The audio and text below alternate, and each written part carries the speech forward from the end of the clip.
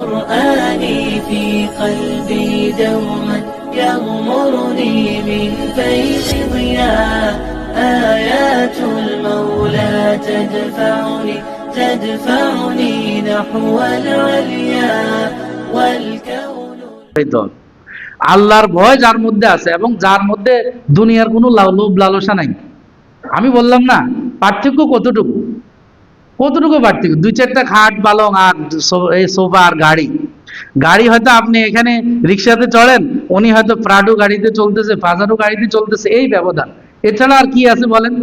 আপনি রিক্সাতে চড়েন, হেরে কিছু বলানোর সুযোগ আছে, আর আপনার গাড়িতে চললে আপনি কারে বলবেন? নিজের গাড়ি নিজে। রিক্সাওয়ালারও বললে তো একটু বলা, ভাই জোরে চালান, আস্তে চালান, অথবা তাকে ভাড়া দিবেন, যেখানে নেওয়ার ওখানে নিলা না কেন, একটু ডাক ধমক দেওয়ার। কিন্তু যখন আপনার নিজের গাড়ি, আপনার নিজেই চালান, নিজেই সবকিছু, তখন তো কারো বলারও সুযোগ থাকে না। তো এতটুকু ব্যবধান, আর কিছু না। ওই খাবার দাবার যা আপনি কৃষি মার্কেট থেকে বাজার করেন এই এলাকার লোকে, উনিও এই কৃষি মার্কেট থেকে বাজার করে খায়, অথবা টাউন হলে যা আর একটু বেশি দাম কেনার জন্য। এই ব্যবধান এতটুকু। ওই যে কপি আপনি 16 নম্বর বাজার থেকে 20 টাকা দিয়ে কিনছেন, ওই টাউন হলে যায় 40 টাকা দিয়ে কিনে আনছে। এক হিসাবে ভাড়া দিয়েও গেল, টাইমও নষ্ট হয়েছে, টাকা বেশি দিয়েও কিনছে, কিন্তু আনন্দ এটা যে একটু ভালো মনে হয় কিনছে। অনেক সময় ভালো কিনতে যায় ঠকেও। তো এতটুকু ব্যবধান, আপনি কত খাবেন? একটা রিক্সাওয়ালাও খায়, একটা ভিক্ষুকও খায়। আর আমাদের দেশের যারা এই চুরি ডাকাতি করে 1000 কোটি টাকার মালিক বিদেশে পাচার করছে, তারাও খায়। ব্যবধান কতটুকু? বরং আপনি নিশ্চিন্তে থাকেন। তারা সবসময় চিন্তা থাকে দুধ কোনখান দিয়ে আবার জীবিত হয়, থাকে কি থাকে না। এই যে এখন তারা সক্রিয় হয়েছে, আবার রাজনৈতিক প্রভাব প্রতিপত্তি নাই, এখন যাকে তাকে ধরার একটা সুযোগ আছে। এরকম থাকা দরকার। ন্যায়পাল আছে একটা বিষয়, দুদক আছে। যদি এই সাহিত্য মানে এই সংগঠনগুলিকে, এই সংস্থাগুলিকে একদম নিরপেক্ষ এবং রাষ্ট্র ব্যবস্থা থেকে সম্পূর্ণ আলাদা করে দেওয়া যায়, নির্বাচন কমিশনকে, বিচার ব্যবস্থাকে, তাহলে এদেশের জনগণের একদম 100% তাদের ইনসাফ অধিকার তারা পাবে। এছাড়া পাবে না তো। আপনি রাজনৈতিক হস্তক্ষেপ করে রায় উল্টাই ফেলাইতেছে। এই যে ফাঁসি দিল কতগুলি নিরপরাধ মানুষকে, শুধুমাত্র ইসলাম এদেশের রাষ্ট্র ক্ষমতা হোক, এটা এরাই এতটুকু চাইছে, এতটুকুই তারা চাইছে। তাদের চাওয়ার মধ্যে হয়তো এতটুকুই তাদের ছিল, অন্য কিছু ছিল না। এদের জীবনে কোনো দুর্নীতিও নাই। এরা যে মন্ত্রী ছিল, এরা নিজের ঘরের থেকে খাবার পাকায় নিছে, এই ইতিহাস আমাকে যিনি মন্ত্রী পরিষদের সচিব ছিলেন তৎকালীন, তিনি আমাকে বলছেন এই ঘটনা। এই মন্ত্রীরাও থাকেন, উনি তখন মন্ত্রী পরিষদের সচিব ছিলেন। উনি বলছেন, আমি দেখেছি ওনারা যে বাসা থেকে খাবার নিয়ে যাইত। আর ব্যবধান হইলে চোর ডাকাত হইলে সে প্রতিদিন খাবারের অর্ডার করবে সোনার গায়ে, দুপুরের লাঞ্চের সোনার গায়ে অর্ডার করে 2 লাখ টাকা বিল, রাতের ডিনারে 4 লাখ টাকা বিল, এভাবে করে রাষ্ট্রীয় সম্পদ ধ্বংস করছে। তাই দুনিয়ার জন্য, আখেরাতের জন্য যাদের কোনো হেচ্ছা নাই, তারাই শুধু দুনিয়ার চিন্তা যারা করে, তারাই এরকম করতে পারে।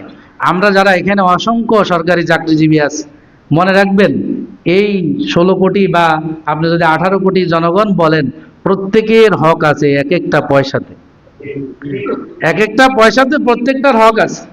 যারা তাহাজ্জুদ পড়ে বলে আর সকালে কোরআন শরীফ পড়ে, এদের তো এগুলি ভয় নাই। আসলে খাইতো মদ মানুষকে ধোকা দেওয়ার জন্য, এটা একটা মিথ্যা। এদের জীবনটা হলো মিথ্যার উপরে। আমি আশ্চর্য হয়ে যাই মাঝে মাঝে যে মানুষ তারপরেও কি জন্য এদের পিছনে ঘুরে, শুধুমাত্র স্বার্থ ছাড়া আর কিছু না। বিরিয়ানির প্যাকেট আর 500 টাকা, এরপরে এই স্লোগান, এছাড়া আর কিছু না।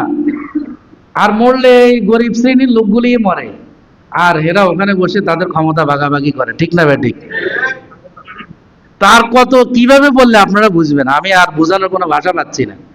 এরপরেও কেন আমরা কেন ইসলামকে চাই না, কেন আমরা ইসলামকে ক্ষমতায় আনতে চাই না? যে এটা তো আমাদের ব্যক্তি স্বার্থের সাথে সম্পৃক্ত, সবার স্বার্থের সাথে। তো বলছিলাম যে এই দুইটা বিষয় যদি হয়, একটা হলো তাওয়াজু, নিরহংকার হওয়া, তাহলে কোনো বিভেদ বিচ্ছেদ থাকবে না, কোনো দলাদলি থাকবে না, মুসলমানে মারামারি কাটাকাটি থাকবে না। আর একটা হলো নিঃস্বার্থ পরায়ণ হইতে হবে, নিজের স্বার্থের উপরে আরেকজনকে প্রাধান্য দিতে হবে।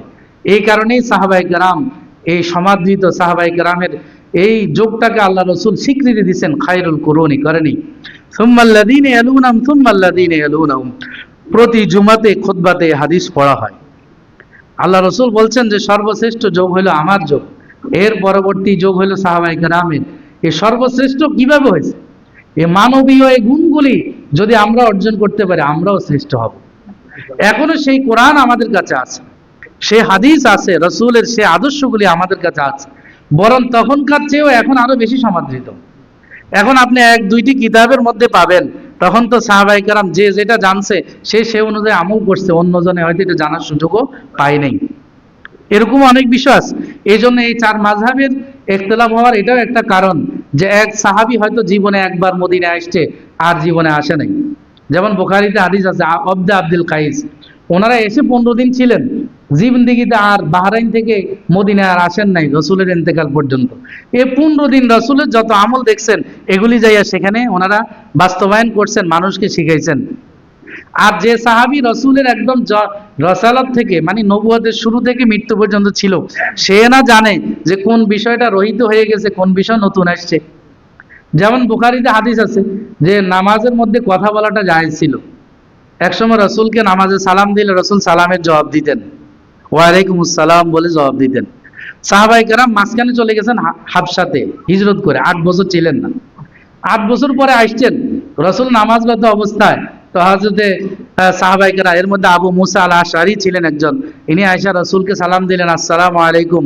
রসুল তো সালামের জবাব দেয় না। উনি তো মনে করছেন রসুল কোনো কারণে আমার উপর রাগ। উনি তো বেহুশ যে রসুল যদি রাগ হয় তাহলে তো আল্লাহ নাখুশি হয়ে যাবেন, আমার তো জাহান্নাম। তাদের ভয় ছিল এটা। আমাদের তো এখন নেতা নেত্রী নারাজ হলে আমরা চিন্তা করি পথ চলে যাবে কিনা, হয়তো পথ চলে গেলে এই বছর 5 বছরের কামাইটা নষ্ট হয়ে যাবে, এটাই তো চিন্তা। কিন্তু ওনাদের চিন্তা ছিল আখেরাত, আল্লাহর সন্তুষ্টি। যা যদি যদি আল্লাহ রসুল অসন্তুষ্ট, আল্লাহ অসন্তুষ্ট হবে, আমার জন্য জাহান্নাম। তো পরবর্তীতে উনি খুব পেরেশান হয়ে গেছেন। রসুল সালাম ফিরে বললেন, ভাই এখন আর নামাজে সালামের জবাব দেওয়া বৈধ নয়, আল্লাহ তাআলা নিষেধ করে দিয়েছেন। আমাদের অনেক ভাইরা আছে না, হাদিস মানে না, এরা শুধু কোরআন মানে, বুঝে না। এই যে হাদিস মানা ছাড়া কোরআন কেমনে বুঝবেন আপনি? একটা হলো জীবন্ত কোরআন, আর একটা হলো থিওরিক্যাল কোরআন। থিওরিক্যাল কোরআন হলো এই দুইটা, আমাদের সামনে যেটা আছে এই যে এখানে এই তাকের মধ্যে যেটা আছে, এটা হলো থিওরিক্যাল কোরআন। আর প্র্যাকটিক্যাল কোরআন হলো রসুল। এই রসুলের জীবন, উঠা বসা চলাফেরা, কোরআনের ব্যাখ্যাটাই তো হাদিস। তা আপনি হাদিস না মেনে কোরআন মানবেন, শুধু হাদিস মানা যাবে না, এই কথা বলা মানে আপনার ঈমান না থাকা, আপনি রসুলকে বিশ্বাস করেন না, আপনি বেঈমান হয়ে গেলেন। আলিয়াউযুবিল্লাহ। এই জন্য আল্লাহ তাআলা আমাদেরকে এই বিষয়গুলি, আজকে মুসলমানের এই বিভেদ বিচ্ছেদ সামান্য বিষয় নিয়ে, আমি আপনাদেরকে লাস্ট কথা বলে শেষ করতেছি। হযরতে শাইখুল হাদিস জাকারিয়া রাহমাতুল্লাহ আলাইহি, আপনারা সবাই ওনাকে চিনেন। উনি ফাজাইলে আমলের লেখক, এই হিসাবে ওনাকে চেনা যাবে না, এটা দিয়ে চেনা যাবে না। উনি বুখারী শরীফের ব্যাখ্যা গ্রন্থ লিখছেন, যেটা পুরা বিশ্বে সমাদৃত। উনি মুয়াত্তা মালিকের ব্যাখ্যা গ্রন্থ লিখছেন, যেটা আরবরা পড়ে মনে করছে যে আমরা তো মনে করছি উনি মালিকি মাযহাবের। পরে ওনার নামের নিচে দিয়ে লিখে যে আল হানাফি, আল হিন্দি, উনি ইন্ডিয়ান এবং হানাফি। কয় নাহলে তো বুঝতাম যে উনি মালিকি মাযহাবের। এত বড় মুহাদ্দিস ছিলেন। উনি বলেন যে আমি চারো মাযহাবকে স্টাডি করেছি, এবং চারো মাযহাবের উপরে যার অগাধ জ্ঞান, উনি হলেন একমাত্র ব্যক্তি, উনি হলেন শেখ জাকারিয়া রহমতুল্লাহ আলাইহি, শেখুল হাদিস। আরবদের কাছে উনি সমাদৃত, পুরা বিশ্বে সমাদৃত। এই শেখুল হাদিস জাকারিয়া রহমতুল্লাহ আলাইহি যে কথাটা বলছেন সবার জন্য, আমাদের জন্য জরুরি। উনি বলেন আমি চারো মাযহাবের সব মাসালা স্টাডি করেছি, করে দেখছি যে 4000 থেকে 4500 মাসালায় 4 মাযহাবে ইখতিলাফ। মাসালাগুলি হলো উত্তম না অনুত্তম। মাসালা বুঝছেন, এটা কি উত্তম না অনুত্তম, এটা মুস্তাহাব না মুস্তাহাব না, এ নিয়ে ইখতিলাফ, কোনো ইখতিলাফ নাই। আমাদের অনেক ভাই এগুলি নিয়ে আমরা বাড়াবাড়ি করি, মুসলমানদের মধ্যে আমরা বিভেদ বিচ্ছেদ গড়াই তুলি, এটা কোনোদিনই উচিত না ভাই।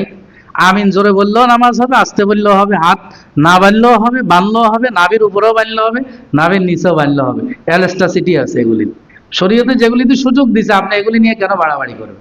কোনো বাড়াবাড়ির দরকার নেই। আমরা এক মাযহাব অনুসরণ করি কারণ আমরা অজ্ঞ, নিজেকে আমরা মূর্খ মনে করি, যে ইমাম আবু হানিফার ব্যাখ্যা অনুযায়ী আমাদের চলি। আমরা নিজেকে এত পণ্ডিত মনে করি না যে আমি কোরআন হাদিসের অগাধ বিষয় জানি, সব মাসালা সেখান থেকে আমি শিখছি, বুঝতে পারি, এরকম আমি নিজেকে পণ্ডিত মনে করি না, আমাদের বড় আলেমরাও মনে করে না। এই জন্য আমরা ওনার ব্যাখ্যা অনুযায়ী চলি। এই জন্য কোনো ইখতিলাফের সুযোগ নেই। কোনো সুযোগ নেই। এই জন্য ভাই, এই ছোটখাটো ইখতিলাফ নিয়ে মুসলমানদের মধ্যে বিভেদ বিচ্ছেদ, আর রসুল বলছেন কত মারাত্মক, যে ফাল কাতিল ওয়াল মাকতুল কিলাহুমা ফিন্নার। মুসলমানে মারামারি করে যদি একজন মরে, দোনোজন জাহান্নামী। সাহাবায়ে কেরাম জিজ্ঞাসা করছে, হুজুর যাকে মারা হয়েছে সে কেন জাহান্নামে যাবে, সে তো মজলুম। রসুল বলতেছেন, আরে এ তো মারার অপেক্ষায় ছিল, কিন্তু মানে টিকে নেই আর কি, সে মজলুম হয়ে গেছে। সেও চাইছিল বাগে পাইলে আমারে মানে হত্যাকারীকে মারবে, কিন্তু হত্যাকারী এখানে বিজয় হয়ে গেছে, যে মরে গেছে তাকে মেরে ফেলছে, সে একটু দুর্বল হয়ে গেছে কোনো কৌশলে। এই জন্য বলছেন কেলাহুমা ফিন্নার। এই জন্য ছোটখাটো বিষয় নিয়ে মারামারি, এই যে তবলিগের যে চলমান বিভেদ, এই ভাইরা তো বেশিরভাগ হলো আওয়াম মানুষ, যারা সাহাদ সাহেবের অনুসারী, বেশিরভাগ ডাক্তার ইঞ্জিনিয়ার। এদের শরীয়তের মৌলিক জ্ঞান বলতে ওনারা দাবি করলো এটা আলেম ওলামার তুলনায় নিছক মূর্খতা, তাদের তুলনা করলে আর কি। আমি যদি বলি যে আমি ডাক্তার, আমি এখন যাইয়া যদি ঢাকা মেডিকেলে যাই ডাক্তারি করে অপারেশন করা শুরু করি, আমি যত বড় আলেম হই, যত বড় খুতবাদি, রোগী জীবিত বাইর হবে, আপনাদের কি ধারণা? আলহামদুলিল্লাহ, ইনশাআল্লাহ মরবে, এটার মধ্যে কোনো সন্দেহ নাই। তা একজন ডাক্তার ইঞ্জিনিয়ার, সে শরীয়তের বিষয়ে সিদ্ধান্ত দিয়ে গেলে এটাতে গোমরাহি হবে, এটাতে বাড়াবাড়ি হবে, কমাকমি হবে, এটার মধ্যে কি কোনো সন্দেহ আছে আপনাদের? এটা একটা স্বাভাবিক বিষয়। প্রত্যেক বিষয় ডিপার্টমেন্ট আলাদা আছে। মেডিকেল কলেজে ডাক্তার হয়, ইঞ্জিনিয়ারিং কলেজে ইঞ্জিনিয়ার হয়। এখন ইঞ্জিনিয়ার সব যাই যদি বলে বুয়েটের কাছেই তো ঢাকা মেডিকেল, কিছু